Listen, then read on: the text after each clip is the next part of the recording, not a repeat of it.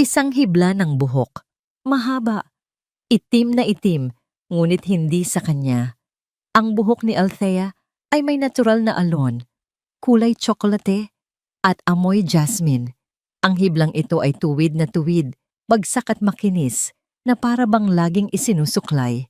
Nakapulupot ito sa butones ng Amerikana ni Marco, ang kulay abo niyang Amerikana na isinuot nito kahapon sa opisina. Napahinto sa paghinga si Althea. Nakatayo siya sa gitna ng kanilang walk-in closet. Hawak ang damit na dapat sana ay ipapalaba niya. Ang paligid niya ay testamento ng 10 taon nilang pagsasama. Mga hilera ng damit ni Marco na maayos na nakasabit katabi ng kanyang mga bestida, mga sapatos na magkapares, mga pabangong sabay nilang pinili. Isang perpektong larawan ng isang perpektong buhay. Ngunit ang munting hibla ng buhok sa kanyang daliri ay isang maling nota sa kanilang perpektong kanta. Baka sa opisina lang, bulong niya sa sarili, isang desperadong pagtatangka na kumapit sa luhika. Maraming babae sa kumpanya ni Marco. Baka napadikit lang. Baka sa elevator. Baka sa meeting. Ang daming baka. Ngunit sa kaibuturan ng kanyang puso, alam niyang nagsisimula nang gumuho ang pader na matagal na niyang itinatayo para harangan ang pagdududa. Ito na ba yon? Ang sagot sa mga gabing ginagawang abala ni Marco, ang sarili sa trabaho? Ang dahilan sa mga biglaang pagbango ng pabango nito na hindi naman niya nakasanayan? O ang paraan ng pag-iwas nito ng tingin kapag tinatanong niya kung sino ang kausap sa cellphone? Pinalis niya ang buhok at mabilis na isinabit pabalik ang Amerikana. Ipinikit niya ang kanyang mga mata at huminga ng malalim. Mamaya na niya iisipin iyan. Ngayong gabi ay para sa kanila. Isang pre-anniversary date, 10 taon, isang dekada ng pagmamahalan. Hindi niya hahayaang sirain yun ng isang hibla ng buhok. Pinili niya ang isang pulang bestida. Simpleng-simple ang hiwa nito, pero yumayakap sa kanyang katawan sa lahat ng tamang parte. Iyon ang paborito ni Marco. You look like a goddess in red, mahal, sabi nito sa kanya noon. Gusto niyang maging diyosa sa paningin nito ngayong gabi. Gusto niyang ipaalala dito kung ano ang mayroon sila, kung ano ang posibleng mawala dito. Ilang sandali pa, narinig niya ang ugong ng sasakyan ni Marco sa garahe. Bumilis ang tibok ng kanyang puso, isang halo ng pananabik at kaba. Huminga siyang muli ng malalim. Pinilit na ngumiti sa kanyang refleksyon sa salamin at lumabas para salubungin ang kanyang asawa. I'm home, mahal! Sigaw ni Marco mula sa pinto. Ang boses nito, malalim at masaya, ay palaging nagiging musika sa pandinig ni Althea. Pero ngayon, meron itong kakaibang tono. Pumasok si Marco sa sala. May dalang isang palumpon ng puting rosas at may ngiti sa labi na kayang tumunaw ng kahit anong galit. Gwapo, laging gwapo. Iyon ang lalaking minahal niya simula kolehiyo. Ang lalaking pinangakuan niya ng habambuhay. Wow, sabi ni Marco. Ang mga mata nito ay puno ng paghanga habang tinitingnan siya mula ulo hanggang paa. Tingnan mo naman ang asawa ko. Ang ganda-ganda. Lumapit ito at hinalikan siya sa labi. Isang halik na dati ay nagpapakalma sa kanya, pero ngayon ay nagdulot lang ng alon ng katanungan sa kanyang isipan. Pinilit niyang ngumiti. Para sa'yo, sabi niya. Salamat sa mga bulaklak. Anything for you, mahal. Happy anniversary in advance. Habang inaayos ni Althea ang mga bulaklak sa florera, naglakas loob siyang magsalita. Sinubukan niyang gawing kaswal ang kanyang boses na para bang wala lang. Mahal, panimula niya. May naiwan ka pala sa Amerikana mo. Isang hibla ng buhok. Nakita niya ang bahagyang pagbabago sa mga mata ni Marco. Isang kislap na hindi niya mabasa, bago ito mabilis na napalitan ng isang mapaglarong tawa. Iyon ba? Sabi nito. Umupo sa sofa at nagtanggal ng sapatos. Nako, baka kay Isabel yan. Yung bago naming associate sa sales. Grabe ang kulit noon. Nagpatulong sa presentation kahapon. Halos hilahin na ako papunta sa cubicle niya. Isabel, naalala ni Althea ang pangalan. Iyon ang babaeng ilang beses nang nabanggit ni Marco. Magaling daw, matalino. A real go-getter, sabi pa nito noon. Ganoon ba? Iyon lang ang nasabi ni Althea. Oo, pero huwag kang mag-alala, sabi ni Marco. Tumayo at niyakap siya mula sa likod. Ipinatong nito ang baba sa kanyang balikat. Kahit gaano pa sila kakukulit, ikaw lang ang reyna ko. Ikaw lang ang Diyos ako. Naramdaman niya ang init ng hininga nito sa kanyang leeg. Ipinikit niya ang kanyang mga mata. Hinahayaan ang sarili na maniwala. Gusto niyang maniwala. Pero ang paliwanag ni Marco, kahit na perpekto at kapani-paniwala, ay parang isang puting kasinungalingan. Malinis tingnan sa labas, pero kasinungalingan pa rin. Sa restaurant, ang lahat ay perpekto. Ang ilaw ay malumanay, ang musika ay romantiko, at ang pagkain ay masarap. Si Marco ay ang perpektong Ginoo. Pinupuno ang kanyang baso ng wine, pinupuri ang kanyang itsura, at nagkukwento tungkol sa mga plano nito para sa kanilang engrandeng 10th anniversary party. Gusto ko lahat ng tao makita kung gaano kita kamahal, Althea. Kung gaano ako kaswerte na may asawa akong tulad mo, sabi ni Marco habang hawak ang kanyang kamay sa ibabaw ng mesa. Ngumiti lang si Althea. Tumango. Sumang-ayon. Ngunit ang kanyang isip ay lumilipad. Bawat salita ni Marco ay dumadaan lang sa kanyang tainga. Ang tanging naririnig niya ay ang paulit-ulit na pangalang iyon. Isabel. Ang bawat ngiti ni Marco ay tila isang maskara. Ang bawat hawak nito ay malamig. Umuwi sila ng gabing iyon na magkahawak kamay na para bang sila pa rin ang pinakamasayang mag-asawa sa buong mundo. Nagkunwari si Althea na pagod at mabilis na nagpaalam na matutulog na. Pero hindi siya makatulog. Habang naririnig niya ang mahimbing at ritmikong paghinga ni Marco sa kanyang tabi, pakiramdam ni Althea ay mag-isa siya sa isang malawak na disyerto. Ang init ng katawan nito, na dati ay nagbibigay sa kanya ng kapanatagan, ay tila nangangalkal ngayon sa kanyang balat. Paulit-ulit na tumatakbo sa isip niya ang buong gabi. Ang ngiti ni Marco. Ang paliwanag niya. Isabel. Masyadong mabilis, masyadong madulas.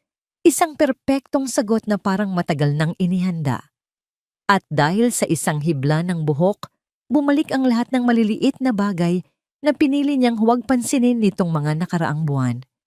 Ang mga biglaang overtime na tumatapat pa sa Biyernes ng gabi. Ang bagong pabango na amoy bulaklak na hindi naman niya regalo. Ang paglalagay nito ng password sa cellphone na dati naman ay bukas lang sa kanilang dalawa. Ang bawat isa ay parang maliliit na piraso ng basag na salamin na sinubukan niyang walisin sa ilalim ng alpombra, nagbabaka sakaling hindi na niya makita. Ngunit ngayong gabi, nasugatan siya. Nagiging praning na ba ako? Tanong niya sa sarili, sa katahimikan ng kanilang kwarto. Baka gawa-gawa ko lang ito sa isip ko? Gusto niyang paniwalaan iyon. Gusto niyang maniwala na 10 taon ng kanilang pag-ibig ay sapat na para burahin ang isang gabing puno ng pagdududa. Pero isang tanong ang umalingaw-ngaw sa katahimikan ng gabi, mas malakas kaysa sa hilik ni Marco. Paano kung totoo?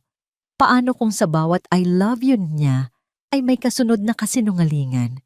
Ang isiping iyon ay mas masakit pa kaysa sa anumang posibleng katotohanan. Mas gugustuhin pa niyang malaman ang mapait na katotohanan kaysa mabuhay sa matamis na pagkukunwari. Dahan-dahan, halos hindi humihinga, inalis niya ang kumot sa kanyang katawan. Bawat galaw niya ay maingat. Ayaw gisingin ang lalaking katabi niya. Ang lalaking hindi na niya tiyak kung kilala pa niya. Naglakad siya palabas ng kwarto. Ang mga paa niya ay malamig sa sahig na gawa sa kahoy. Pumunta siya sa kanyang maliit na home office sa dulo ng pasilyo. Binuksan niya ang kanyang laptop at ang liwanag mula sa screen ay nagbigay ilaw sa kanyang mukha na puno ng determinasyon at sakit. Sandali siyang natigilan, Ang kanyang mga daliri ay nakabitin sa ibabaw ng keyboard. Eto na, ang pagtawid sa isang linya na kapag natawid niya, alam niyang wala nang balikan. Pagkatapos ay nag-type siya. Isang salita, 2, 3. Sa search bar ng browser, lumitaw ang mga salitang babago sa lahat. Spy camera for home. Dumating ang pakete kinabukasan. Nakatago ito sa isang simpleng kulay kapeng karton. Walang anumang marka, walang palatandaan kung ano ang laman. Para itong isang ordinaryong online purchase lang. Isang libro, isang bagong case ng cellphone, kahit ano. Pero para kay Althea, ang maliit na kahon ay parang isang granada. Mabigat, malamig, at anumang oras ay sasabog at wawasakin ang lahat ng nakapaligid dito. Nanginginig ang kanyang mga kamay habang binubuksan niya ito sa kusina. Sa loob, nakalagay sa makapal na foam, ay isang maliit na itim na aparato. Mas maliit pa sa isang butones. Ang lente nito ay parang isang tuldok lang ng tinta. Ang liit-liit, pero may kakayahang maging saksi sa lahat. Ano ba itong ginagawa ko? Bulong niya sa hangin. Isinara niya ang kahon. Itinulak palayo. Para siyang napaso. Ang pagbili nito sa gitna ng gabi, dala ng bugso ng damdamin, ay isang bagay. Pero ang hawakan na ito ngayon, sa liwanag ng araw ay ibang usapan. Pakiramdam niya ay isa siyang kriminal. Isang asawang walang tiwala. Ang babaeng pinangakuan ni Marco ng walang hanggan ay naghahanda ngayong maniktik sa kanya. Ang kahihiyan ay parang asidong unti-unting tumutunaw sa kanyang sikmura. Hindi niya kaya. Ibinabalik na sana niya ang lahat sa loob ng kahon para itapon ng tumunog ang kanyang cellphone. Nakita niya ang pangalan sa screen. Ate Dina. Ang kanyang ate. Ang kanyang kanlungan. Hello, ate? Sagot niya. Pilit pinapasigla ang boses. Thea, napatawag lang ako. Kamusta na? Okay ka lang ba? Parang ang tamlay mo nung huli tayong mag-usap. Ang boses ni Dina ay direkta. Walang paligoy-ligoy, pero laging may bahid ng pag-aalala. Si Dina, isang biyudang guro, ang kabaligtaran niya. Si Althea ay maingat at laging iniiwasan ng gulo. Si Dina naman ay prangka at hindi natatakot harapin ang kahit ano. Okay lang ako, ate. Medyo busy lang sa trabaho. Pagsisinungaling ni Althea. Sigurado ka? Kilala kita, Althea. May bumabagabag sa'yo. Napabuntong hininga si Althea. Hindi niya kayang sabihin ang totoo, pero kailangan niyang maglabas ng kahit kaunti. Ate, paano mo malalaman kung nagiging praning ka lang o kung may dapat ka talagang pagdudahan? Natahimik si Dina sa kabilang linya. Pagkatapos ng ilang sandali, nagsalita ito sa mas seryosong tono. Tungkol ba ito kay Marco? Napalunok si Althea. Hindi ko alam. Parang may nag-iba. Pero baka ako lang. Baka gawa-gawa ko lang. Thea, makinig ka. Sabi ni Dina, may diin sa bawat salita. Ang kutob ng babae, lalo na ng asawa, ay bihirang magkamali.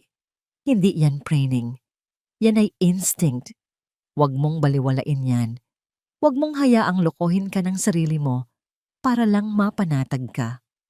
Ang mga salita ng kanyang ate ay parang isang malakas na sampal ng katotohanan. Huwag mong hayaang lokohin ka ng sarili mo. Iyon mismo ang ginagawa niya. Salamat, ate, sabi ni Althea. Ang boses niya ay bahagyang nanginginig na. Basta tandaan mo, andito lang ako. Ano man yan, harapin mo. Mas masakit ang mabuhay sa kasinungalingan. Pagkatapos ng tawag, tiningnan muli ni Althea ang maliit na kahon sa lamesa. Wala na ang pag-aalinlangan. Napalitan na ito ng isang malamig at matigas na determinasyon. Kailangan niyang malaman ang totoo para sa sarili niya. Dinala niya ang kamera sa sala. Ang kanilang sala ay puno ng mga alaala. Bawat sulok may kwento. Ang atensyon niya ay napunta sa isang silver na picture frame na nakapatong sa isang estante. Ito ang unang regalong ibinigay sa kanya ni Marco pagkatapos nilang ikasal. Isang regalo para sa kanilang unang anibersaryo. Sa loob nito ay ang paborito niyang litrato nila. Isang candid shot mula sa kanilang kasal. Pareho silang tumatawa. Ang mga mata nila'y nangungusap ng purong kaligayahan at sa ilalim ng frame may maliit na nakaukit na mga salita. Mga salitang pinanghawakan niya sa loob ng 10 taon. Para sa ating walang hanggan, isang mapait na ngiti ang gumuhit sa labi ni Althea, ang simbolo ng kanilang pangako. Ito ang perpektong lugar, walang sino man ang maghihinala. At ang kabalintunaan nito ay halos makatawa. Maingat niyang kinuha ang frame. Hinaplos niya ang mga nakaukit na salita. Pagkatapos, gamit ang isang maliit na screwdriver mula sa kanyang design kit, maingat niyang binuksan ang likod nito. Ang pag-install ng camera ay madali lang para sa isang tulad niyang meticulously. Inilagay niya ang maliit na lente sa isang siwang sa disenyo ng frame, halos hindi makita.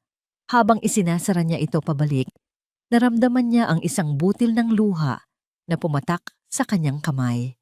Hindi niya alam kung ito ay luha ng kalungkutan sa ginagawa niya o luha ng takot sa kung ano ang maaari niyang matuklasan.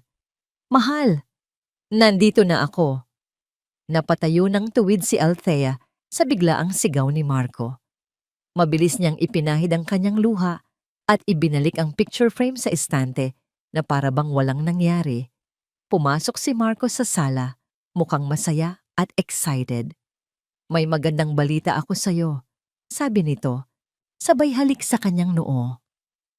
Ano yon? Tanong ni Althea, pinipilit na maging kalmado. Naalala mo yung project sa Cebu na inaasam-asam mo? Yung para sa bagong resort. Tumawag ang kliyente. Gusto ka raw nilang makausap. Ikaw mismo. Kailangan mong lumipad papunta doon bukas ng umaga. Napatulala si Althea. Cebu. Bukas. Mag-isa. Ang pagkakataon. Tadhana ba ito? O isang malupit na biro? Wow! Sabi ni Althea, isang halo ng gulat at pagkasindak. Ang bilis naman. I know. Pero ito na yon. Mahal. This is your big break. Sabi ni Marco, niyakap siya ng mahigpit. I-book mo na ang flight mo. Ako na ang bahala sa lahat dito sa bahay. Huwag mo kaming alalahanin. Just focus on your career. I'm so proud of you. Ipinikit ni Althea ang kanyang mga mata habang nakayakap dito. Ang mga salita ni Marco ay puno ng suporta. Ang yakap nito ay mahigpit. Pero sa isip ni Althea, isa lang ang tumatakbo. Perpekto. Ito ang perpektong pagkakataon. Kinagabihan, habang nasa airport siya at naghihintay ng kanyang flight, sinigurado niyang gumagana ang lahat. Ikinonekta niya ang camera sa wifi ng bahay nila. Nag-install siya ng app sa kanyang cellphone. Mula sa screen ng kanyang telepono, kitang-kita niya ang kanilang sala, ang sofa, ang estante, at ang picture frame na nagbabantay sa lahat. Sinubukan niyang magtrabaho, buksan ang kanyang laptop at basahin ang mga email, pero hindi siya mapakali. Ang bawat minuto ay parang isang oras. Pagkatapos, habang papalapit na ang oras ng kanyang boarding, nangyari ito. Nag-vibrate ang kanyang cellphone. Isang notifikasyon ang lumitaw sa screen. Isang simpleng mensahe mula sa app na nagpatigil sa kanyang paghinga at nagpabingi sa kanya sa lahat ng ingay sa paligid. Motion detected in living room. Ang silid ng hotel sa Cebu ay malawak, moderno, at walang kaluluwa. Sa labas ng bintana, kumikinang ang mga ilaw ng lungsod. Isang tanawin na dapat sana ay nagbibigay inspirasyon. Ngunit para kay Althea, ang mga pader ng silid ay tila papalapit sa kanya at ang mga ilaw sa labas ay mga matang nakatitig, naghihintay. Katatapos lang ng kanyang meeting. Naging maayos naman. Tumango siya sa mga tamang pagkakataon, ngumiti sa mga kliyente, at iprinisinta ang kanyang mga ideya nang may kumpiyansa na hinugot niya mula sa 10 taon ng karanasan. Ngunit sa ilalim ng lahat ng iyon, isang bagyo ang nagwawala sa kanyang kalooban. Habang kausap niya ang mga kliyente, ang kanyang cellphone ay nasa kandungan niya, nakatago sa ilalim ng mesa, at sa bawat pag-vibrate nito, tumatalo ng kanyang puso. Ang notification na natanggap niya kanina sa airport. Motion detected in living room. Hindi niya ito binuksan. Hindi niya kaya. Bahagi niya ay gustong maniwala na baka ang pusa lang nila iyon o baka si Manang Lita na may kinuha lang. Ngunit alam niyang niloloko niya lang ang sarili niya. Ngayon, sa katahimikan ng kanyang hotel room, hawak niya ang cellphone na parang isang bomba. Nakaupo siya sa gilid ng kama, nakatitig sa itim na screen. Ang pagpindot sa isang icon ay parang pagtalon mula sa isang napakataas na gusali. Hindi mo alam kung ano ang sasalubong sa'yo sa ibaba, pero alam mong wala nang balikan. Paano kung mali siya? Paano kung paranoia lang pala ang lahat? Pero, paano kung tama siya? Ang tanong na yon ang nagtulak sa kanya. Huminga siya ng malalim. Nanginginig ang kanyang daliri habang pinipindot ang app na may logo ng isang mata. Nag-load ito at pagkatapos ng ilang segundo na parang habambuhay, lumitaw ang imahe. Ang sala nila, ang kanyang santuwaryo, ang kanilang tahanan. Pagkatapos ay bumukas ang pinto. Pumasok si Marco nakangiti at sa tabi nito, nakakapit sa braso nito ay isang babae. Mahaba ang buhok nito, tuwid na tuwid. Nakasuot ng isang damit na masyadong maigsi. Tumatawa ito at ang tawa nito ay umalingaw-ngaw sa kanilang tahimik na bahay. Isang tunog na hindi dapat nandoon. Nanlamig ang buong katawan ni Althea. Ang paghinga niya ay tila naipit sa kanyang lalamunan. Habang papalapit sila sa picture frame, nakilala niya ang mukha ng babae, Isabel. Ang babae ay si Isabel. Ang katotohanan ay isang malakas na suntok sa kanyang sikmura. Ang lahat ng pag-aalinlangan ay naglaho na parang bula. At ang natira ay isang hubad at brutal na katotohanang ipinapakita sa maliit na screen. Hindi niya maialis ang kanyang tingin. Nakita niya kung paano inakay ni Marco si Isabel papunta sa kanilang sofa. Ang sofa kung saan sila sabay na nanonood ng TV tuwing gabi. Inilapag ni Marco ang kanyang bag sa sahig at kumuha ng isang bote ng wine mula sa kanilang wine rack. Ang paborito niyang Merlot. Ang bote na itinago niya para sa isang espesyal na okasyon. Parang sila ang may-ari ng lugar. Ang bawat galaw nila ay natural at komportable na nagpapatunay na hindi ito ang unang pagkakataon. Pinanood ni Althea habang binubuksan ni Marco ang bote ng wine at kinukuha ang 2 wine glass. Ang paborito niyang mga kopita, ang minana pa niya mula sa kanyang ina. Naramdaman ni Althea ang pag-akyat ng asido sa kanyang lalamunan. Ang mga kopitang yon ay para sa kanila. Ngunit ngayon ay ginagamit para sa ibang babae sa loob ng kanilang pamamahay. Si Isabel ay tumayo at nagsimulang maglakad-lakad. Hinahawakan ng kanyang mga palamuti, ang kanyang mga libro. Parang isang reyna na sinusuri ang kanyang bagong kaharian. Bawat bagay na hinahawakan nito ay parang dinudumihan. At si Marco, nakaupo lang, pinapanood ito ng may ngiti sa labi. Ang sakit. Ito ay isang mabigat at mapurol na kirot na unti-unting dumudurog sa kanya mula sa loob. Ang 10 taon ng pag-ibig at tiwala ay nagiging abo sa kanyang harapan. Sa screen, bumalik si Isabel sa tabi ni Marco. May ibinulong ito sa kanya. Pagkatapos, tumingin si Marco sa paligid ng kanilang sala, sa lahat ng bagay na pinaghirapan ni Althea, sa lahat ng bagay na binuo nila ng magkasama. Ngumiti ito kay Isabel. At sa sandaling iyon, ang mikropono ng kamera ay nakasagap ng isang malinaw na pangungusap. Ang boses ng kanyang asawa, malambing at puno ng pangako, na tumagos sa speaker ng cellphone at dumiretso sa puso ni Althea na parang isang kutsilyo. Dito, mahal, Pakiramdam mo ay parang reyna ka. Mahal, Reyna. Bumagsak ang cellphone mula sa kanyang nanginginig na kamay. Lumapag ito nang walang tunog sa makapal na karpet. Sa maliit na screen nito, nagpatuloy ang pagtataksil, ngunit hindi na nakatingin si Althea. Nakatitig siya sa kawalan, sa isang pader sa kanyang harapan. Wala siyang makita, wala siyang marinig. Ang tanging nararamdaman niya ay ang unti-unting pagkalamat ng kanyang puso hanggang sa ito'y naging milyon-milyong piraso ng pinong-pinong alikabok sa loob ng kanyang dibdib.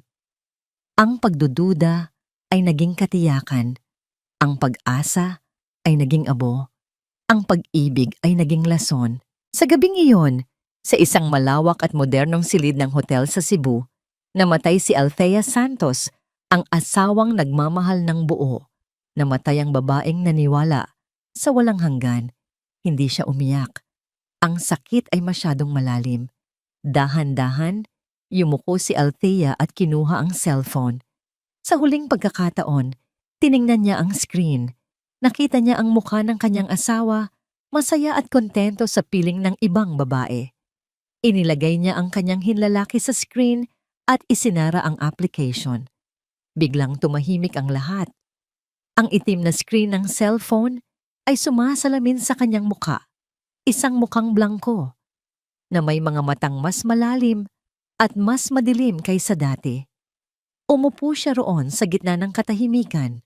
Nang tumayo siya, hindi na siya ang parehong babae na umalis ng Maynila.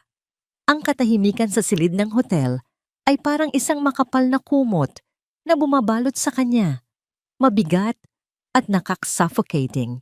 Ang babaeng namatay kanina ay nag-iwan ng isang katawang nakaupo sa gilid ng kama, isang estatwang gawa sa yelo at pighati. Ngunit sa ilalim ng yelo, isang apoy ang nagsisimulang sumiklab. Hindi ito ang apoy ng pag-ibig na dating nagpapaninga sa kanyang puso. Ito ay ibang uri ng apoy.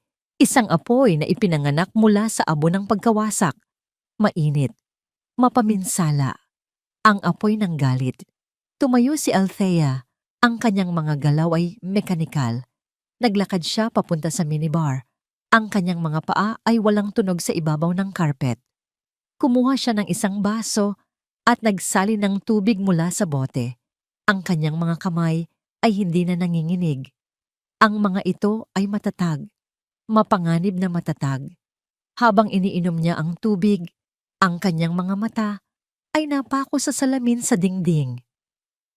Nakita niya ang kanyang refleksyon, isang babaeng may magulong buhok, maputlang labi, at mga matang puno ng isang emosyon na hindi niya kailanman nakita sa sarili dati. Puot. Ang babae sa salamin ay isang estranghero at kinamumuhian niya ang dahilan kung bakit naging estranghero siya sa sarili niya. Bigla, ang baso sa kanyang kamay ay naramdaman niyang napakabigat, napakadumi. Isang sisidlan, tulad niya, na puno ng isang bagay na dati malinis pero ngayon ay kontaminado na. Sa isang mabilis at marahas na galaw, ibinato niya ang baso sa pader. Ang tunog ng nabasag na salamin ay sumabog sa katahimikan. Kumalat ang libo-libong piraso nito sa sahig na parang mga kumikinang na luha. Para sa isang sandali, iyon lang ang tanging tunog sa mundo. Hindi siya sumigaw, hindi siya humikbi. Tiningnan lang niya ang mga piraso ng salamin sa sahig, ang nagkalat na tubig, ang maliit na guhit ng pinsala sa pininturahang pader. Iyon ang kanyang puso, iyon ang kanyang buhay, basag. Pagkatapos, yumuko siya, hindi para pulutin ang mga bubog, kundi para kunin ang cellphone na naiwan niya sa kama. Ang apoy sa kanyang kalooban ay mayroon ng layunin. Hindi na ito basta galit lang. Ito ay naging isang malamig at kinakalkulang plano. Binuksan niyang muli ang application. Ang panoorin ang pagtataksil sa unang pagkakataon ay isang pagpapatiwakal ng damdamin. Ang panoorin ito sa pangalawang pagkakataon ay isang deklarasyon ng digmaan. Pinindot niya ang record button. Pinanood niyang muli ang lahat. Pinanood niya ang pagpasok nila, ang paghalik, ang pag-inom ng alak sa kanyang mga kopita. Sa bawat eksena, isang mainit na luha ang dumadaloy sa kanyang pisngi. Ngunit hindi ito luha ng kalungkutan. Ito ay luha ng matinding galit. Bawat patak ay isang pangako ng paghihiganti. Tiniis niya ang panunood habang si Marco at Isabel ay naglalambingan sa kanilang sofa. Ang sofa na iyon. Biglang bumalik sa isip ni Althea ang isang maaraw na hapon. 8 taon na ang nakalipas. Naalala niya ang kanilang pagtawa sa loob ng isang furniture store.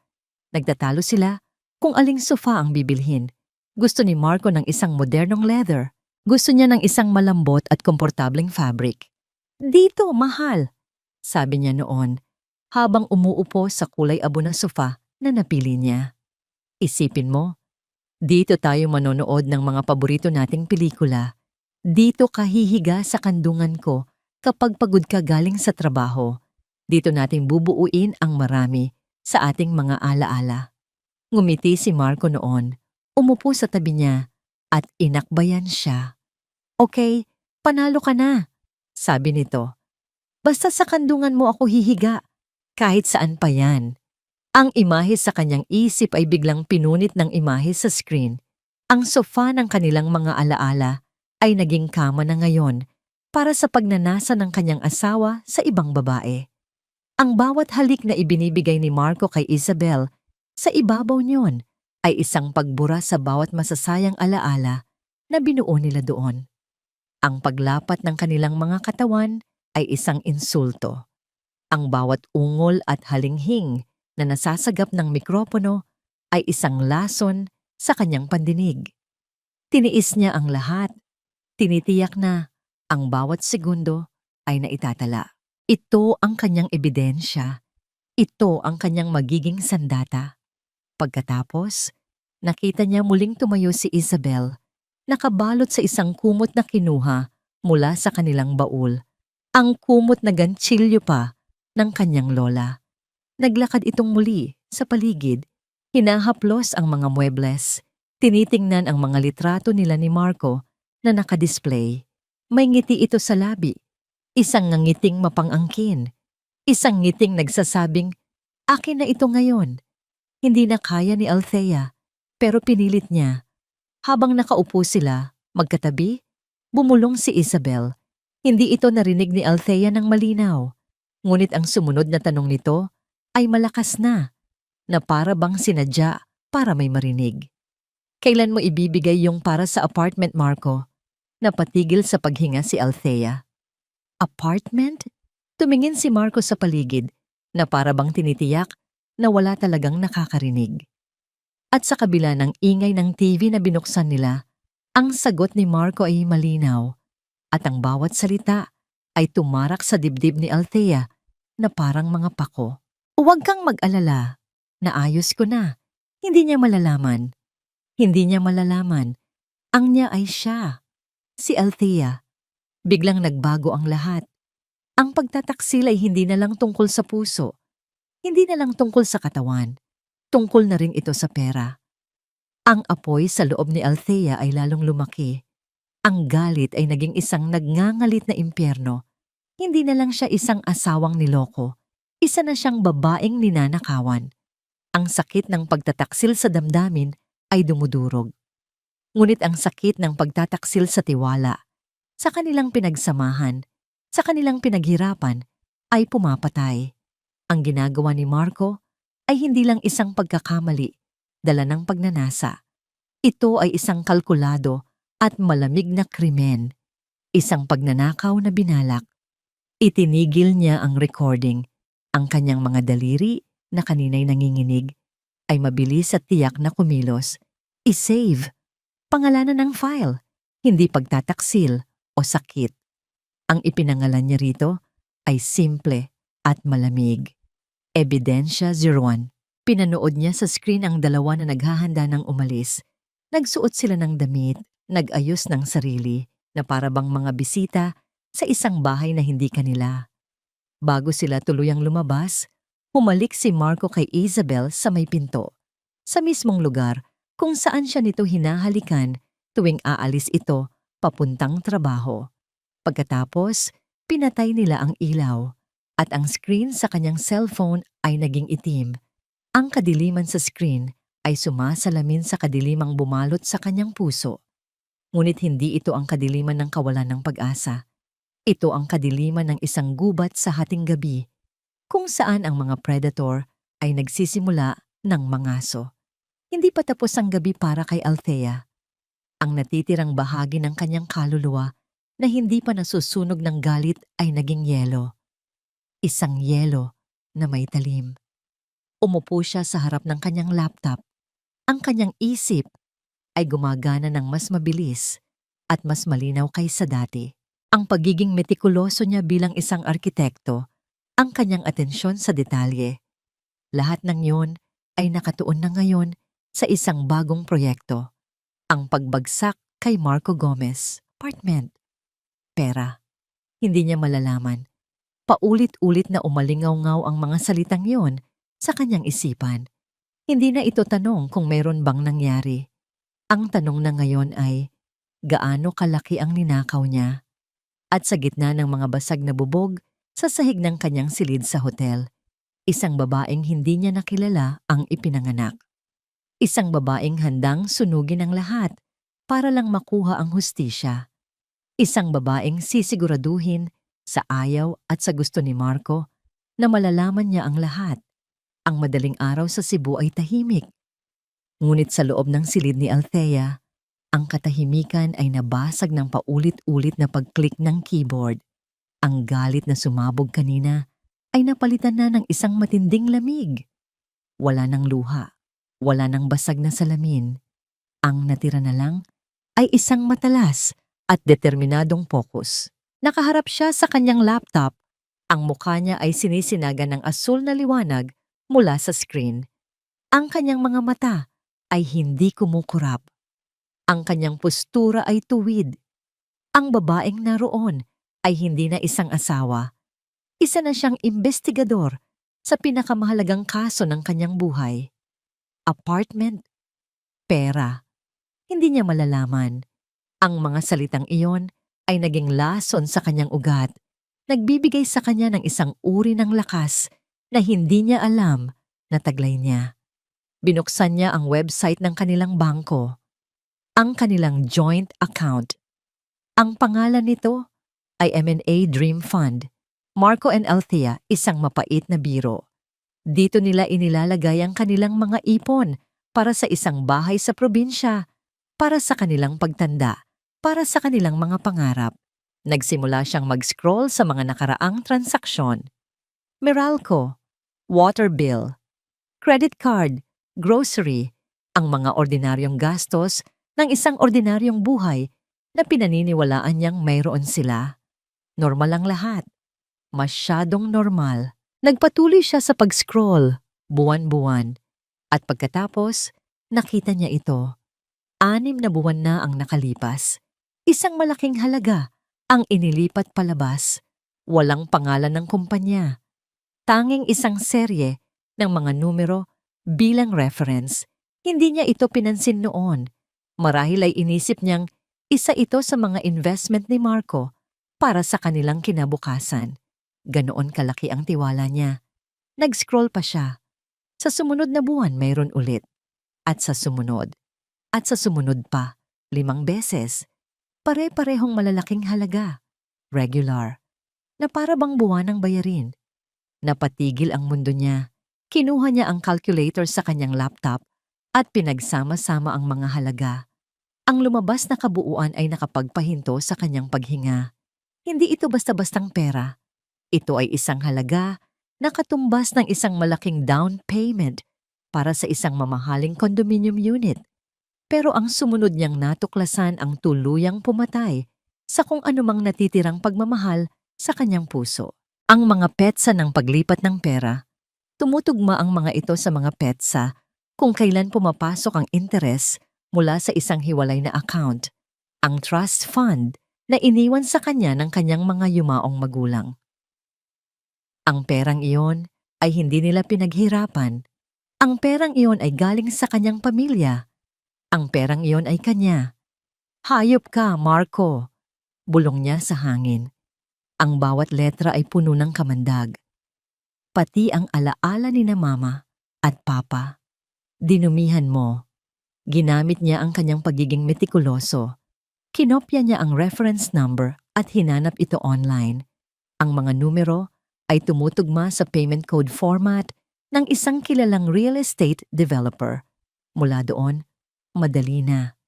Pumasok siya sa website ng developer, hinanap ang mga proyekto nito sa Metro Manila at nakita ang isang bagong tayong condominium sa Bonifacio Global City, malapit sa opisina ni Marco.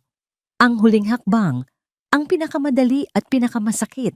Sa portal ng pagbabayad para sa mga residente, merong feature para i-verify ang status ng unit. Kailangan mo lang ng unit number at ang pangalan ng nakarehistrong may-ari. Nagbakasakali siya.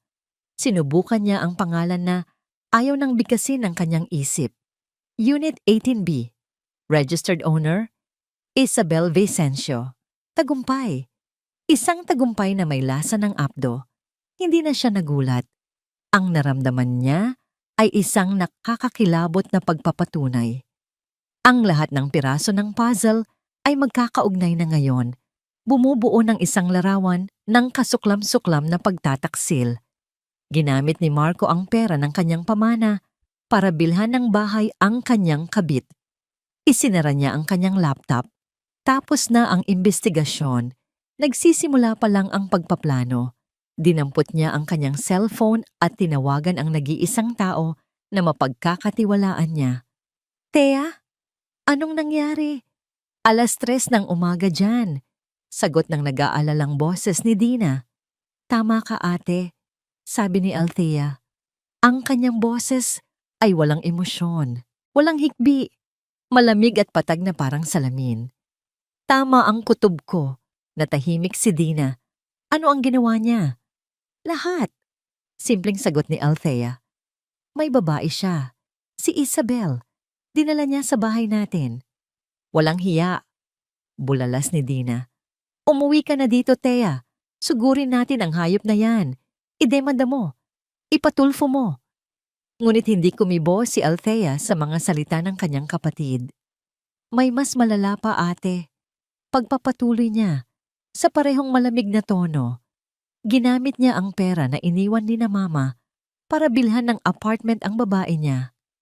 Isang mahabang katahimikan ang sumunod. Nang magsalita muli si Dina, ang boses nito ay puno ng hindi makapaniwalang galit. Ano? Thea, kailangan mong kumilos. Ngayon na. Tawagan mo ang abogado. Hindi. Putol ni Althea. Anong hindi?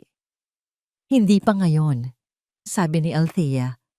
Mayroong isang bagay sa kanyang boses na nagpatigil kay Dina. Isang bagay na hindi pa nito narinig dati. Hindi sapat na iwanan ko lang siya.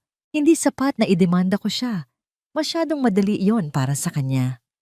Ano ang plano mo? Tanong ni Dina. Ang boses nito ay bumabana sa isang nag-aalalang bulong. Tumingin si Althea sa digital calendar sa screen ng kanyang laptop. Nakita niya ang isang petsa na naka-highlight sa pula na may kasamang paalala. Our 10th anniversary. Isang nakakatakot na ngiti. Ang dahan-dahang gumuhit sa mga labi ni Althea. Isang ngiting hindi umabot sa kanyang mga mata. Uwi ako ate, sabi niya. At magpapanggap akong walang alam. Maghahanda kami para sa aming perfect 10th anniversary party. At doon ko siya sisirain sa paraang hinding-hindi niya malilimutan. Nasa ituktok ng mundo si Marco Gomez. Iyon ang pakiramdam niya habang nakaupo sa malambot na leather na upuan sa loob ng boardroom. Sa kanyang harapan, ang CEO ng kumpanya, si Mr. Tan, ay tumatango ng may paghanga.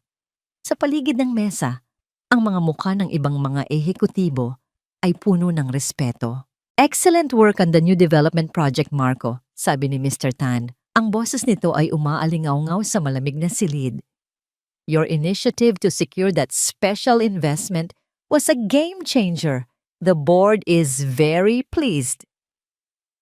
Isang ngiti ng tagumpay ang sumilay sa labi ni Marco. Thank you, sir. I just saw an opportunity and I believed in it. Kung alam lang nila, naisip niya. Ang special investment na yon ay hindi galing sa isang malaking korporasyon. Galing iyon sa isang trust fund na matagal nang natutulog sa bangko. Galing iyon sa mana ni Althea. Isang pagkakataon nga na naman. Para kay Marco, hindi iyon pagnanakaw. Iyon ay isang matalinong business move. Ginamit niya ang isang asset na hindi naman napapakinabangan para sa isang bagay na mag-aangat sa kanilang dalawa. Sa huli, si Althea rin naman ang makikinabang sa kanyang tagumpay, hindi ba? Ganoon niya kinukumbinsi ang sarili. Pakiramdam niya ay isa siyang henyo, isang maestro na kayang-kayang i-orkestra ang lahat ng bahagi ng kanyang buhay. Ang kanyang karera ay paangat ng paangat. Ang kanyang asawa, si Althea, ay ang perpektong partner, maganda, matalino, at iginagalang sa sarili nitong larangan. Ang perpektong palamuti sa kanyang braso, ang perpektong larawan ng isang matagumpay na may bahay. At pagkatapos, mayroon siyang dessert, ang kanyang munting gantimpala. Si Isabel, habang nagpapatuloy ang meeting, naramdaman niya ang pag-vibrate ng kanyang cellphone sa bulsa. Hindi niya kailangang tingnan para malaman kung sino iyon. Isang maliit at palihim na ngiti ang muling gumuhit sa kanyang mga labi. Pagkatapos ng meeting, habang pabalik sa kanyang opisina, binuksan niya ang mensahe mula kay Ivy. Na-miss kita agad, CEO. Anong oras kita ulit makikita? Napailing si Marco, tuwang-tuwa sa sarili. Si Isabel ay parang isang masarap na alak. Nakakalasing, nagpapasigla sa kanya, nagpaparamdam sa kanya na bata at makapangyarihan siya ulit. Si Althea ay ang kanyang pundasyon, ang kanyang tahanan. Ngunit si Isabel ang kanyang palaruan. At sa tingin niya, deserve niya ang pareho. Sa sobrang tuwa sa kanyang tagumpay sa trabaho, nakaramdam siya ng biglaang pagkabukas palad. Oras na para sa isang grand gesture. Isang bagay na hindi lang magpapasaya kay Althea, kundi magpapatibay rin sa imahe niya bilang isang perpektong asawa sa mata ng lahat. Kinuha niya ang telepono at tinawagan ang The Peninsula Manila. Good morning. I'd like to make a reservation for a private function. Sabi niya sa telepono. Ang kanyang boses ay puno ng awtoridad. It's for a 10th wedding anniversary. I want the Rigodon Ballroom. Yes, the entire ballroom. I want the best champagne, white lilies everywhere. Everything must be perfect. The budget is not an issue.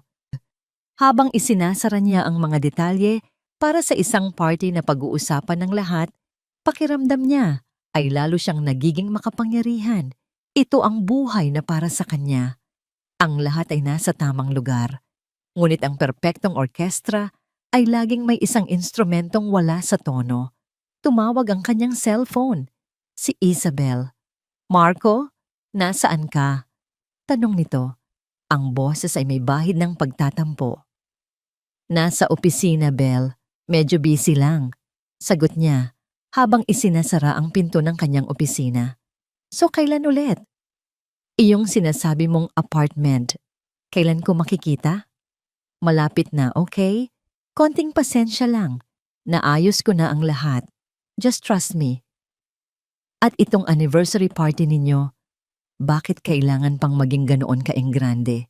Parang ipinapamukha mo sa lahat kung gaano mo siya kamahal, sabi ni Isabel, may selos sa kanyang boses. Napabuntong hininga si Marco. Minsan, nakakapagod din. Belle, intindihin mo, parte ito ng laro. Kailangan kong panatilihin ang imahe. Para sa atin din ito. Kapag masaya siya at walang hinala, mas malaya tayo. Gusto kong pumunta, biglang sabi ni Isabel. Natawa si Marco. Imposible yan at alam mo yan. Hindi, imbitahin mo ako. Bilang isa sa mga top employees mo. Bilang associate na tumulong sa'yo sa presentation. It's the perfect cover. Sandaling nag-isip si Marco. Sa una, tila mapanganib. Ngunit habang iniisip niya ito, mayroong isang bagay na nakakakiliti sa ideya.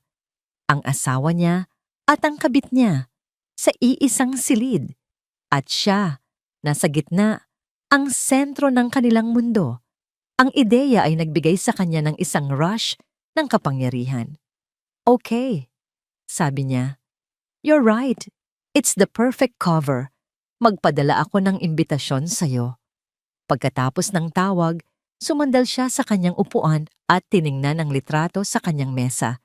Si Althea, nakangiti ito sa kanya mula sa isang silver na frame, ang parehong ngiti na minahal niya noon. Ang nangiting nagpapaalala sa kanya ng katatagan at kaayusan. Siya ang aking reyna, naisip niya. At bawat hari ay may karapatan sa isang munting sikreto. Hinaplos niya ang salamin ng picture frame. Ang party na ito ang magpapatunay sa lahat na siya ang pinakamswerte at pinakamatapat na asawa sa mundo. Pagkatapos nito, ang lahat ng pagdududa, kung meron man, ay mawawala.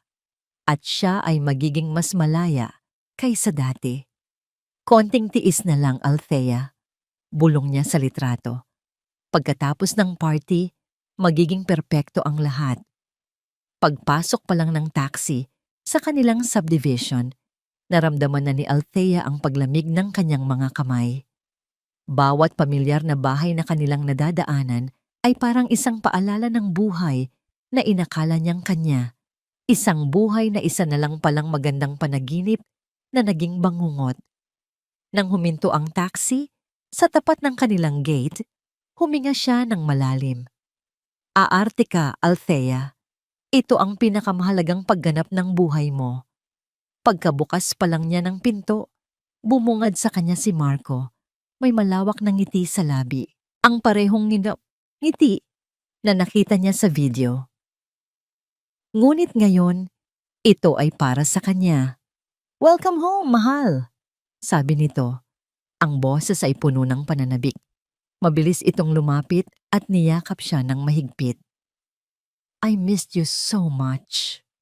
Sa pagdikit ng katawan nito sa kanya, kinailangan ni Althea na gamitin ang lahat ng kanyang lakas para hindi manigas.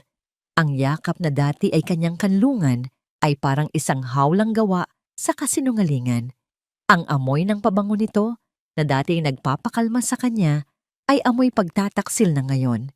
Pinilit niyang gumanti ng yakap, ang kanyang mga kuko ay bahagyang bumaon sa tela ng damit nito. I missed you too, ganti niya. Ang boses ay isang perpektong kopya ng dati niyang lambing. How was Cebu? Successful? Tanong ni Marco habang kinukuha ang kanyang maleta. Very successful, sagot ni Althea. Tinitingnan ito sa mata. Marami akong nalaman. Ngumiti lang si Marco, walang kamalay-malay sa dobleng kahulugan ng kanyang mga salita. That's my wife. Halika, nagluto ako ng paborito mo. Ang hapunan ay isang pagsubok sa kanyang pagtitimpi. Si Marco ay masayang nagkukwento tungkol sa kanyang tagumpay sa trabaho, sa mga plano para sa kanilang engranding party, sa kung gaano ito kasabik para sa kanilang anibersaryo. Si Althea naman ay nakaupo sa kanyang harapan, tumatango, ngumingiti at naglalagay ng pagkain sa kanyang plato. Isang perpektong larawan ng isang mapagmahal na asawa. Ngunit sa loob-loob niya, bawat salita ni Marco ay parang pag-insulto. Bawat pagngangiti nito ay parang isang pangungutya. Sa gitna ng kanilang usapan, naglakas loob siyang ihagis ang kanyang pain. Nga pala, mahal, sabi niya sa pinakakaswal na tono. Kamusta pala si Isabel? Yung bago ninyong associate? Nabanggit mo siya dati, di ba? Nakita niya ito. Isang kislap, isang halos hindi mapansing pagbabago sa mga mata ni Marco bago ito mabilis na ngumiti. Ah, si Belle? Ayun, napakagaling, sabi nito, sabay inom ng tubig. Malaking tulong sa team. In fact, isasama ko siya sa mga iimbitahin sa party as a reward for her hard work. Naramdaman ni Althea ang paghigpit ng kanyang panga. Ang kapal ng mukha. Ang walang kapantay na kapal ng mukha. Ngunit ang nangiti sa kanyang labi ay hindi nagbago. "That's a great idea," sabi niya. Dapat lang nabigyan ng reward ang mga mahuhusay na empleyado. Kinabukasan sinabi niyang may pupuntahan siyang supplier para sa isang proyekto. Ngunit ang totoo, nagpunta siya sa isang tahimik na coffee shop sa kabilang dulo ng syudad. Doon, naghihintay sa kanya si Dina. "Tea!" Halos pabulong na sigaw ni Dina. Ang mga mata nito ay puno ng pag-aalala. "Hindi ko maintindihan kung paano mo nakakayang makasama pa ang demonyong yon sa iisang bubong." "Kailangan, ate," sagot ni Althea. Ang kanyang boses ay kalmado. Inilapag niya sa mesa ang isang maliit na paper bag. Nandyan sa loob ang lahat. Nanginginig ang kamay ni Dina nang buksan ito. Sa loob ay isang maliit na USB flash drive. "Ano to?" "Ang video?" sabi ni Althea. "At mga kopya ng bank statements. Gusto kong itago mo to. Kung may mangyari sa akin, huwag kang magsalita ng ganyan." Putol ni Dina. Ang boses ay tumaas. "Ano ba talaga ang plano mo? Bakit hindi na lang natin to dalhin sa abogado?" "Dahil gusto kong makita ng lahat kung sino talaga siya," sabi ni Althea.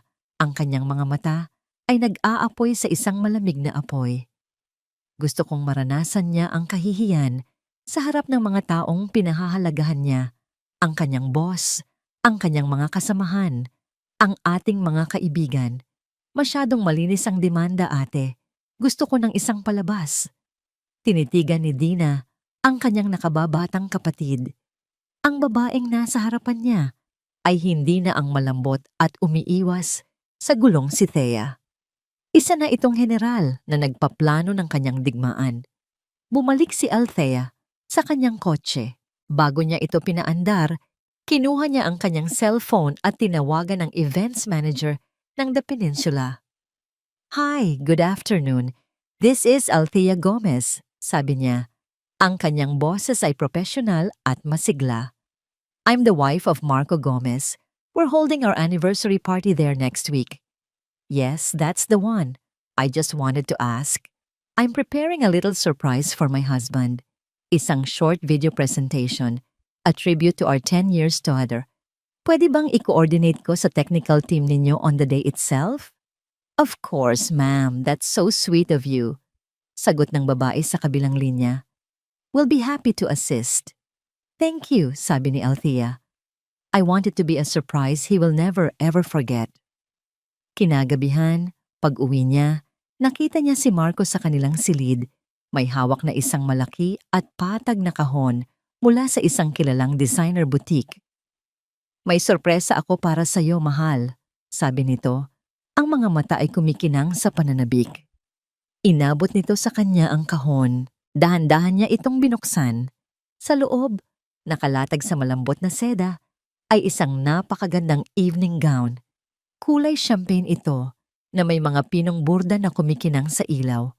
Elegante, sopistikado, perpekto. "Para sa reyna ng gabi?" sabi ni Marco.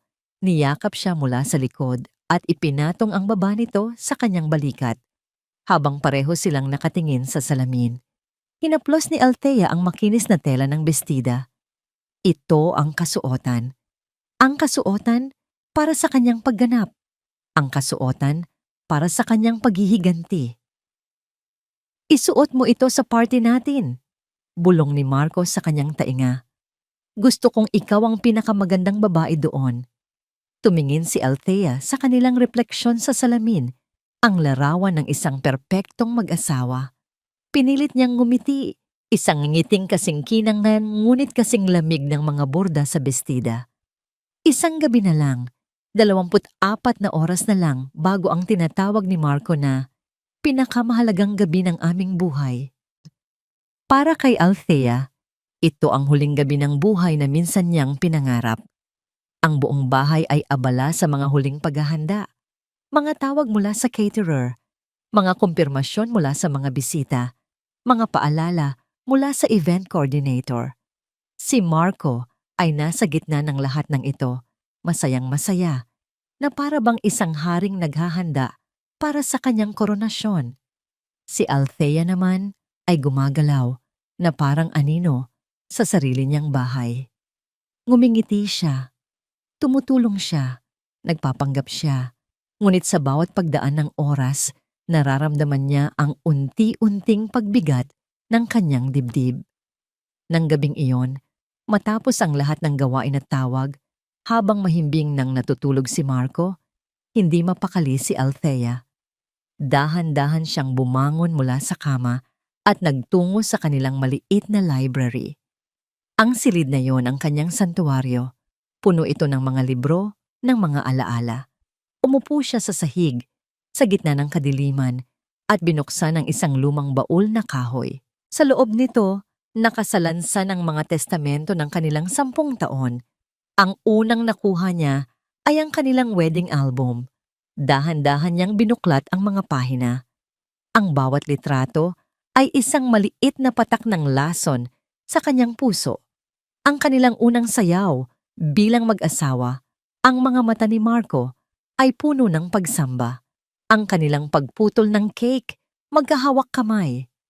Ang isang litrato nila kasama ang kanyang mga magulang, parehong masaya at ipinagmamalaki siya. Isang luha ang pumatak sa plastik na takip ng pahina. Isang mainit at mapait na luha. Saan nagkamali? Kailan nagsimulang maging kasinungalingan ang lahat ng ito? Ang lalaking nasa litrato, ang lalaking nangako sa kanya ng pag-ibig sa harap ng Diyos, sino na siya ngayon? Inilabas niya ang isang kahon ng mga lumang sulat, mga love letter na isinulat ni Marco noong sila'y nasa kolehiyo pa. Ang kanyang sulat kamay, ang kanyang mga salita, lahat ay puno ng pangako. Hindi ko kayang isipin ang buhay ko nang wala ka, Thea. Ikaw ang aking simula at ang aking wakas. Napahikbi si Althea, isang tahimik at pigil na hikbi na nagmumula sa kaibuturan ng kanyang dinurog na puso.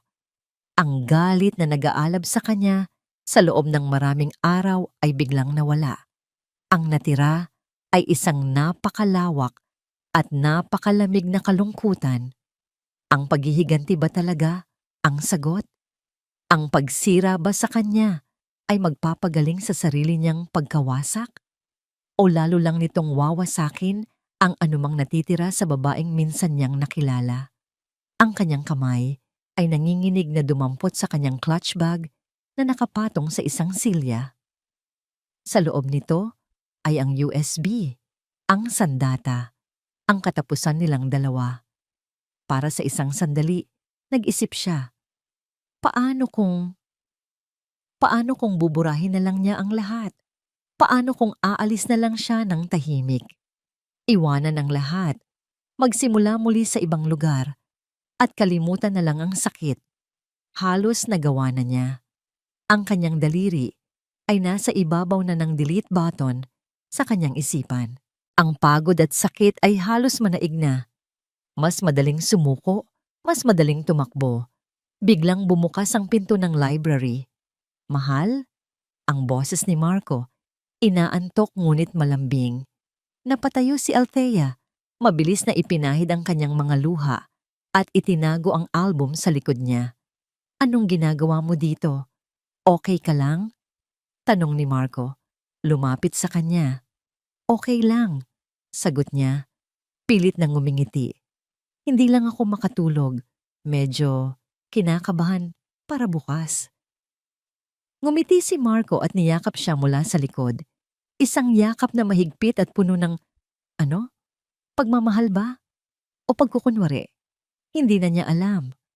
Huwag kang kabahan. Bulong nito sa kanyang buhok. It will be a perfect night. Our perfect night. I love you so much, Althea. Huwag mo yang kalimutan. Ipinikit ni Althea ang kanyang mga mata, hinahayaan ang sarili na malunod sa sandaling iyon. Ang init ng katawan ni Marco, ang pamilyar na bigat ng mga braso nito sa kanyang balikat, ang mga salitang matagal na niyang gustong marinig at paniwalaan.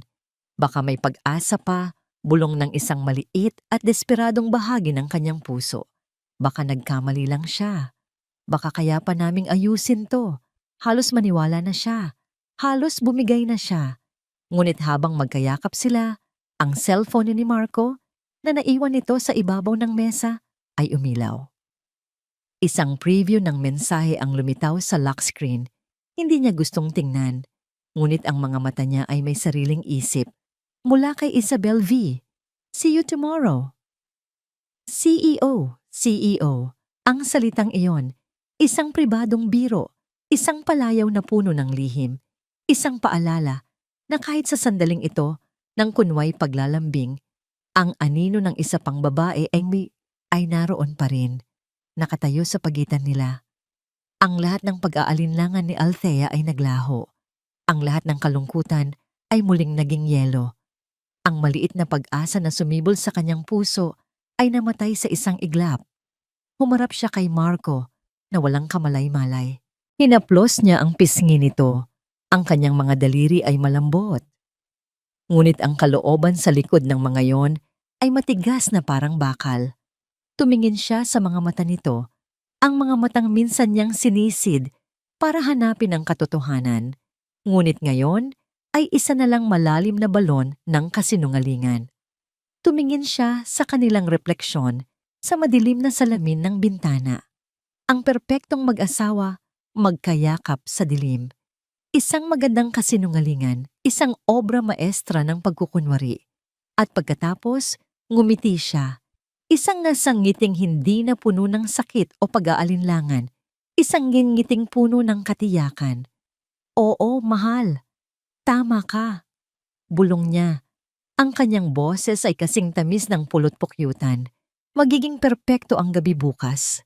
Ang pagbabago sa kanya ay napakabilis at napakakumpleto, kaya't hindi ito napansin ni Marco. Ang nakita lang nito ay ang kanyang asawa, nang umingiti na sa wakas na tila nawala na ang kaba. Nakahinga ito ng maluwag. Kinuha niya ang kamay nito. Halika na. Bumalik na tayo sa kwarto. Kailangan nating magpahinga para sa malaking araw natin. Naglakad sila palabas ng library, magkahawak kamay. Si Marco, kampante at masaya. Si Althea, tahimik at nakamamatay. Bago niya isara ang pinto, sumulyap siyang muli sa loob, sa album ng kasal, sa mga sulat, sa lahat ng alaala na babasagin niya kinabukasan. Ito na ang paalam. Ngumiti siyang muli sa sarili, isang lihim na ngiti na hindi nakita ni Marco sa dilim. Oo, bulong niya sa hangin. Magiging isang gabi ito na hinding-hindi natin malilimutan.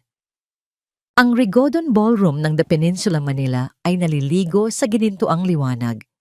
Ang mga chandelier ay kumikinang na parang mga bituin. Ang bawat mesa ay pinalamutian ng matataas na florera ng puting lilis. At ang hangin ay puno ng halimuyak ng mamahaling pabango at tunog ng malumanay na jazz music. Perpekto. Iyon ang salitang nasa isip ng lahat. Sa gitna ng lahat, nakatayo si Althea sa tabi ni Marco. Ang kanyang kamay ay nakahawak sa braso nito. Ang champagne-colored na bestida ay bumagay sa kanya ng perpekto. Ang mga borda nito ay sumasalo sa liwanag sa bawat galaw niya. Sa labas, siya ang larawan ng kaligayahan at kagandahan, isang reyna sa kanyang selebrasyon. Ngunit sa loob, si Althea ay isang sundalo sa gitna ng katahimikan bago ang digmaan. Bawat ngiti na ibinibigay niya sa mga bumabating bisita ay kinakalkula. Bawat tango ay isang pagsasanay sa pagpipigil. Naririnig niya ang mga bulungan sa kanyang paligid. Grabe, they are the perfect couple. 10 taon na, pero parang kahapon lang sila kinasal. Althea is so lucky to have a husband like Marco. Lucky. Isang mapait na ngiti ang halos sumilay sa kanyang labi. Kung alam lang nila, gumagalaw siya sa gabing iyon na parang nasa ilalim ng tubig. Ang lahat ay tila mabagal, ang bawat tunog ay malayo. Ang kanyang mga pandama ay nakatuon lamang sa isang bagay, ang paghihintay sa tamang sandali. At pagkatapos, nakita niya ito. Ang tamang sandali. Sa isang sulok ng ballroom, malapit sa buffet table, nakatayo si Isabel Vicencio. Nakasuot ito ng isang itim na bestida na mas bagay sa isang nightclub kaysa sa isang anniversary party.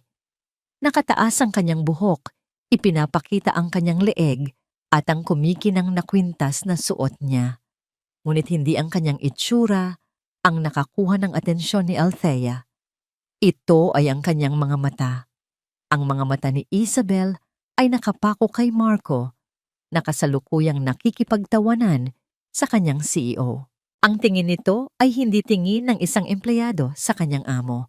Ito ay tingin ng isang babaeng nagmamay-ari, puno ng paghanga, pagnanasa, at isang pahiwatig ng pagiging kampante. Na para bang sinasabi nito, ang lalaking yan, ang gabing ito, ang buhay na ito, lahat iyan ay magiging akin. Hindi naramdaman ni Althea ang selos. Ang naramdaman niya ay isang malamig na katiyakan. Ang babaeng yon ay hindi biktima. Isa itong kasabwat. At sa gabing ito, tatanggapin din niya ang kanyang parusa. Okay everyone, may I have your attention please? Ang boses ni Marco ay umalingaw-ngaw sa buong ballroom. Tumahimik ang lahat. Ang lahat ng mga mata ay napunta sa entablado kung saan siya umakyat, gwapo at kumpiyansa sa kanyang mamahaling suit. Good evening, simula ni Marco. Ang kanyang nangiti ay nakakasilaw. Salamat sa pagdalo ninyo sa aming selebrasyon. 10 years. 10 taon na pala kaming kasal ng aking pinakamamahal na asawa, si Althea. Tumingin ito sa kanya at sa isang sandali. Ang tingin nito ay napakaprangka at puno ng pagmamahal, kaya't halos maniwala si Althea. Halos. Marami ang nagtatanong kung ano raw ang sikreto sa isang matatag na pagsasama. Pagpapatuloy nito. Para sa akin, simple lang. Tiwala, respeto, at ang pag-alam na sa dulo ng bawat araw, mayroon kang isang taong uuwian na siyang iyong lakas at inspirasyon. Nagpalakpakan ng mga tao. Napanood ni Althea ang bawat galaw ni Marco, ang bawat pagkumpas ng kanyang kamay. Isa siyang maestro ng kasinungalingan. Si Althea, siya ang aking bato, sabi ni Marco, at ang boses nito ay bahagyang nanginig na para bang nagpipigil ng emosyon. Sa lahat ng aking tagumpay, siya ang nasa likod ko. Sa lahat ng aking pagsubok, siya ang humawak sa aking kamay. Hindi ko mararating kung nasaan ako ngayon kung hindi dahil sa kanyang walang katapusang pag-ibig at sakripisyo. Nakita ni Althea ang pagkinang ng mga mata nito. Totoong luha ba iyon? O bahagi ng kanyang palabas? Hindi na mahalaga. Kaya mahal, sabi ni Marco, habang bumababa ng entablado at lumalapit sa kanya. Mula sa kanyang bulsa, kinuha nito ang isang maliit na kahon na pelus. Para sa 10 nating taon at sa marami pang darating. Binuksan nito ang kahon. Sa loob, sa isang malambot na unan, ay isang kwintas na diamante. Ang mga bato ay kumikinang ng napakaliwanag na para bang ninakaw nito ang lahat ng liwanag sa silid. Malamig, matigas, at napakaganda. Ang mga tao ay humanga. Narinig ni Althea ang kanilang mga os at ahas. Maingat na kinuha ni Marco ang kwintas. Lumakad ito sa likuran niya. Naramdaman ni Althea ang malamig na pagdampi ng mga diamante sa kanyang balat, na sinundan ng init ng mga kamay ni Marco habang isinasara nito ang kawit. Ito ang pinakamabigat na bagay na naramdaman niya sa buong buhay niya. Humarap siyang muli kay Marco. Ang kanyang mukha ay isang perpektong maskara ng sorpresa at kaligayahan. Hinawakan niya ang kwintas. It's beautiful, Marco. Sabi niya, ang kanyang boses ay isang perpektong bulong ng pasasalamat. Hindi mo kailangang gawin to. Walang anumang bagay sa mundo ang sapat para sa'yo, mahal, sagot ni Marco. Hinawakan ang kanyang mga kamay at hinalikan ito. Happy anniversary. Nagpalakpakan ng lahat. Ang ilan ay nagpapahid pa ng luha sa kanilang mga mata. Ang perpektong sandali. Ang perpektong mag-asawa. Tumingin si Althea sa ibabaw ng balikat ni Marco. Nakita niya si Isabel. Nakatayo pa rin sa sulok. Ang ngiti nito ay bahagyang nawala. Napalitan ng isang anino ng inggit habang nakatingin sa kumikinang na diamante sa kanyang leeg. Huwag kang mag-alala, naisip ni Althea. Pera ko rin naman ang ipinambili niyan. Bumitaw si Marco sa kanya at muling humarap sa mga bisita. Itinaas ang kanyang kamay para patahimikin sila. Ang nangiti sa mukha nito ay mas malawak pa kaysa dati. At ngayon, anunsyo ni Marco, ang kanyang boses ay puno ng pagmamalaki at pagmamahal. Para sa huling sorpresa, ang aking pinakamamahal na asawa, si Althea, ay may ilang salita para sa akin. Inabot nito sa kanya ang mikropono. Ang metal ay malamig sa kanyang kamay. Ang bigat nito ay pamilyar. Ito na ang sandali. Ang simula ng pagtatapos. Tiningnan niya si Marco. Kumindat ito sa kanya, isang kindat na nagsasabing, "Galingan mo." Tumingin siya sa mga bisita.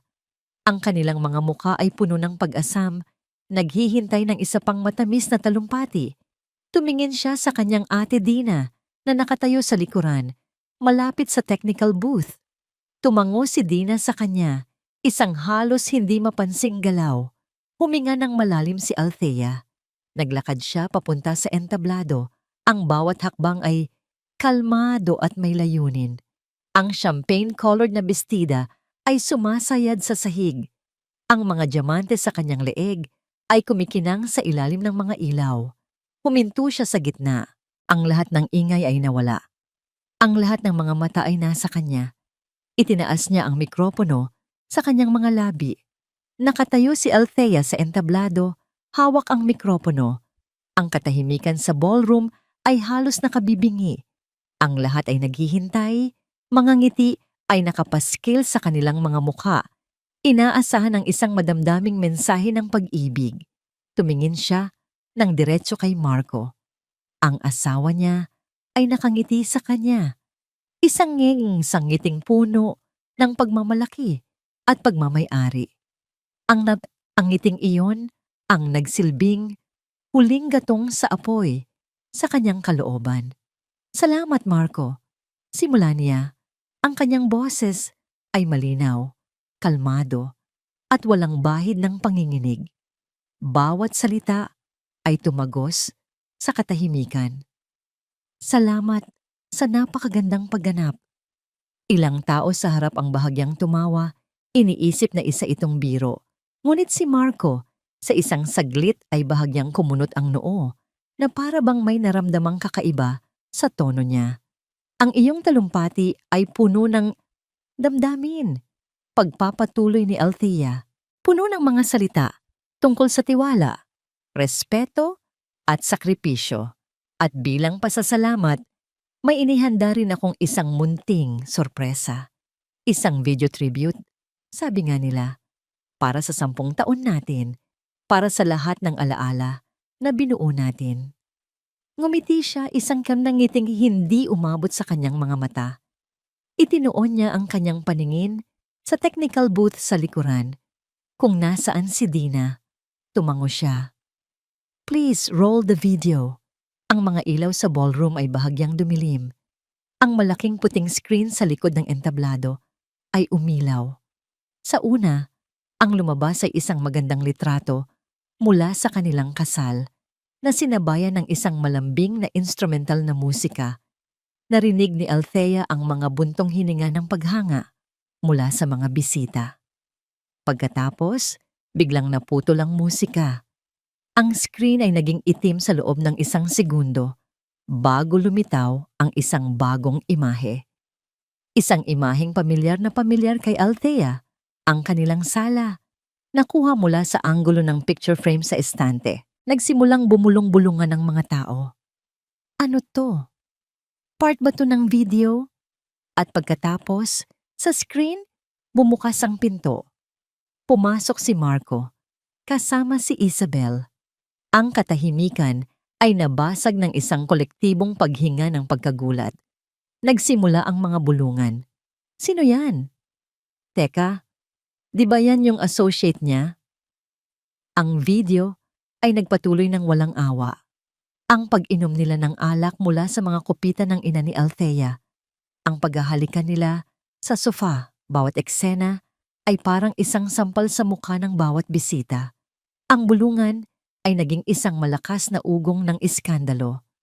May isang matandang ginang na napatakip sa kanyang bibig.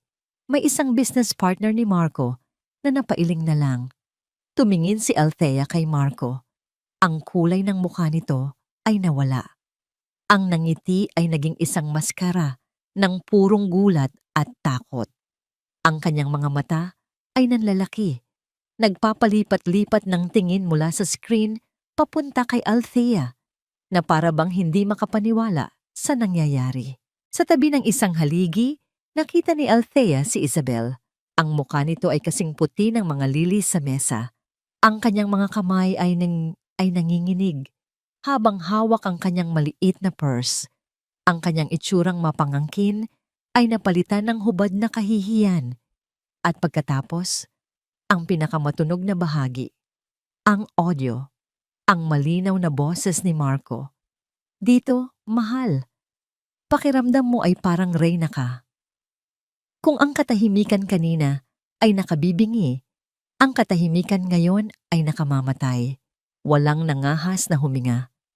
Habang ang video ay patuloy na ipinapalabas ang kanilang mga malaswang ginagawa, muling nagsalita si Althea sa mikropono. Ang kanyang boses, kalmado pa rin, ay pumutol sa tensyon na parang isang kutsilyo.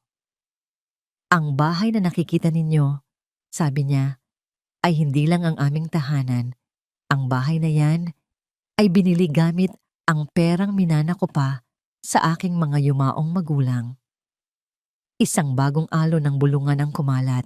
Ngayon ay may bahid na ng galit at awa para sa kanya. At ang kwintas na ito, sabi ni Althea, hinawakan ng mga diamante sa kanyang leeg, ay marahil binili gamit din ang kapiraso ng perang yon. Tumingin siya ng diretso kay Marco. Sa mga mata nito, nakita niya ang lahat. Pagsusumamo, galit, pagkalito. Tapos na ang pag-arte nito. Sa harap ng lahat, dahan-dahang inalis ni Althea ang kawit ng kwintas. Kinuha niya ang mamahaling alahas at maingat na inilapag sa ibabaw ng podium. Ang tunog ng pagtama ng diamante sa kahoy ay umalingaw-ngaw sa tahimik na silid. Pagkatapos, tiningnan niya ang kanyang kaliwang kamay, ang kanyang wedding ring. 10 taon. Dahan-dahan, pinihit niya ito. Mahigpit. Ngunit sa huli, natanggal din niya. Inilagay niya ang singsing sa tabi ng kwintas, ang regalo ng kasinungalingan at ang simbolo ng isang sirang pangako. Magkatabi. Tumingin siya sa mga tao, sa kanilang mga mukha na puno ng awa at pagkabigla. At pagkatapos, tumingin siya kay Marco sa huling pagkakataon. Tapos na ang palabas, sabi niya sa mikropono. Ibinaba niya ito sa podium. At habang ang video ay patuloy pa ring nagpapakita ng kanyang pagtataksil sa screen, tumalikod si Althea. Naglakad siya pababa ng entablado, ang kanyang ulo ay nakataas. Hindi niya pinansin ang mga tawag sa kanyang pangalan. Hindi niya pinansin ang gulat ng mga mukha. Naglakad siya ng diretso, tinahak ang gitna ng ballroom, palabas ng malalaking pinto, palayo sa kanyang 10 taong kasinungalingan. Nang bumukas ang mga pinto, at lumabas siya sa lobby, ang ingay ng ballroom ay biglang nawala. Ang tanging narinig niya ay ang sarili niyang mga hakbang sa marmol na sahig. Paglabas niya ng hotel, sinalubong siya ng malamig na hangin ng gabi. Huminto siya. Paglabas niya ng hotel, sinalubong siya ng malamig na hangin ng gabi. Huminto siya. Ipinikit niya ang kanyang mga mata at huminga ng napakalalim. Isang paghinga na parang ngayon lang niya ulit nagawa ng tama. Hindi ito ang mabigat at mababaw na paghinga ng isang babaeng nagpipigil. Ito ay ang maluwag at buong paghinga ng isang babaeng malaya. Sa likod niya, sa loob ng ballroom, alam niyang nagahari ang kaguluhan. Naririnig niya sa kanyang isipan ang mga sigawan, ang mga tanong, ang kahihiyan. Ngunit ang lahat ng yon ay ingay na lang mula sa isang mundong hindi na niya bahagi. Naglakad siya palayo sa maningning na pasukan ng hotel. Ang kanyang champagne-colored na bestida ay sumasayad sa semento. Hindi niya alam kung saan siya pupunta. Ang tanging alam niya ay naglalakad siya palayo. Ilang buwan ang lumipas. Ang araw ay sumisikat sa malalaking bintanang salamin ng isang modernong condominium unit. Ang sikat nito ay tumatama sa isang babaeng nakaupo sa harap ng isang drafting table, seryosong nakatutok sa isang blueprint. Ang babae ay si Althea. Ang apartment ay bago. Ang buhay ay bago. Ang mga sumunod na linggo, matapos ang party, ay isang bagyo. Ang iskandalo ay kumalat na parang apoy sa kanilang social circle at sa mundo ng korporasyon. Si Marco ay agad na tinanggal sa kanyang posisyon. Ang kahihiyan ay masyadong malaki para sa kumpanya. Si Isabel ay nag-resign at naglaho na parang bula. Ang kanilang bahay ay naibenta. Ang mga kasong sibil para sa pagbawi ng kanyang pera ay isinampa niya. At sa dami ng ebidensya, alam ng kanyang abogado na panalo sila. Ang proseso ng annulment ay sinimulan na. Mahirap. May mga gabing umiiyak pa rin siya. Ang sakit ng 10 taong nasayang ay hindi basta-basta nawawala.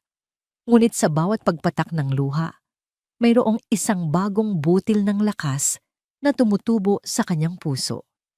Kinuha niya ang kanyang mug ng kape at lumabas sa kanyang maliit na balkonahe.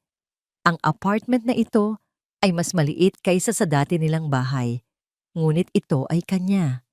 Siya ang pumili ng bawat muebles. Siya ang nagdisenyo ng bawat sulok.